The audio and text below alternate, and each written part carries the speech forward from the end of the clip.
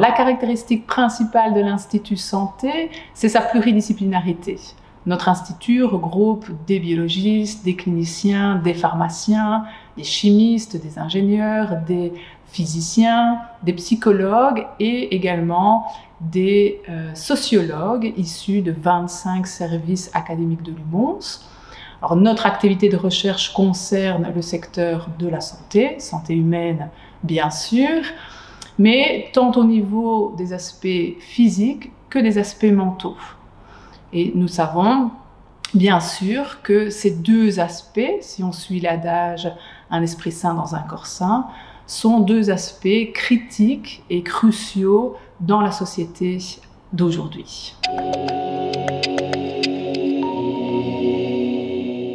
Notre force, c'est certainement sa dynamique, et donc la dynamique qui a été mise en place pour permettre aux chercheurs de se rencontrer, de communiquer, d'établir des collaborations interfacultaires, des collaborations aussi inter-instituts. Et puis cette dynamique est renforcée par des partenariats avec les hôpitaux de la région, hôpitaux aussi de la région de Charleroi, ainsi que des partenaires au niveau industriel. Alors on a aussi la chance au niveau de l'Institut de pouvoir s'appuyer sur des plateformes technologiques au sein de l'UMONS qui nous permettent de mener des recherches de qualité en posant des questions aussi bien fondamentales, cliniques ou encore appliquées.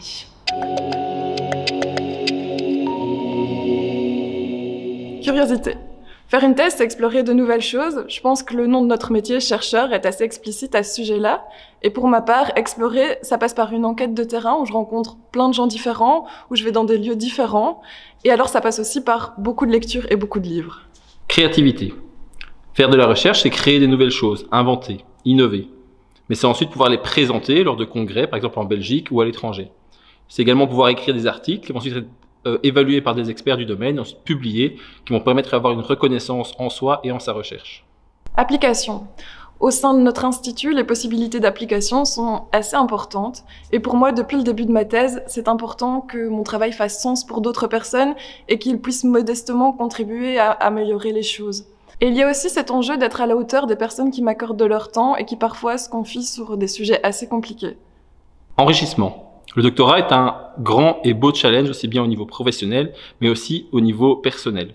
Augmentation de l'estime de soi, parler en public, gérer des problèmes, gérer son stress, sont des aptitudes qu'on va développer lors de son doctorat. Lors du doctorat, on va être aussi amené à rencontrer énormément de personnes, que ce soit notre horizon, dans notre équipe de labo, mais également d'autres horizons et d'autres équipes au sein de l'Institut.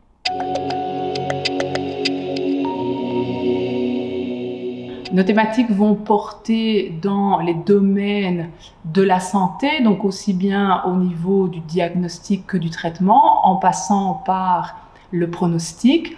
Et on a au sein de l'Institut 4 thématiques fortes qui sont la thématique bien-être, donc aussi bien le stress, les émotions, le cancer, les maladies neurodégénératives et les maladies métaboliques, particulièrement l'obésité.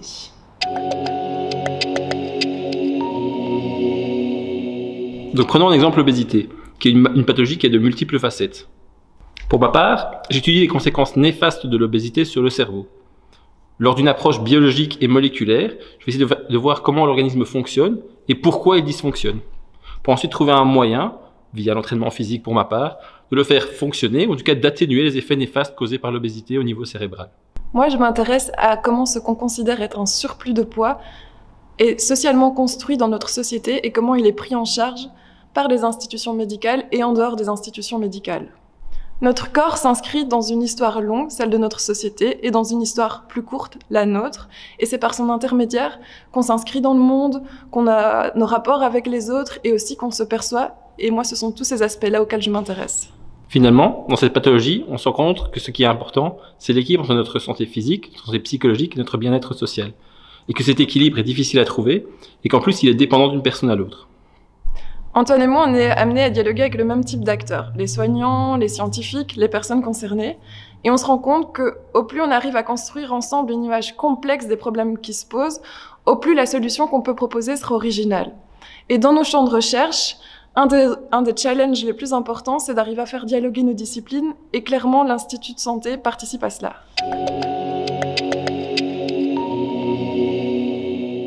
Alors la place des jeunes au sein de l'Institut est très importante et donc nous développons chaque année différentes actions pour eux, des actions qui leur permettent de partir par exemple en séjour à l'étranger pour pouvoir s'expertiser dans une méthode ou apprendre une nouvelle technique.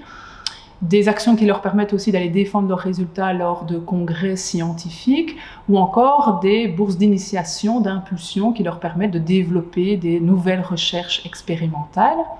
Et puis au sein de l'Institut, on essaie régulièrement d'organiser des journées de l'Institut dont le but est vraiment de mettre en avant les jeunes chercheurs.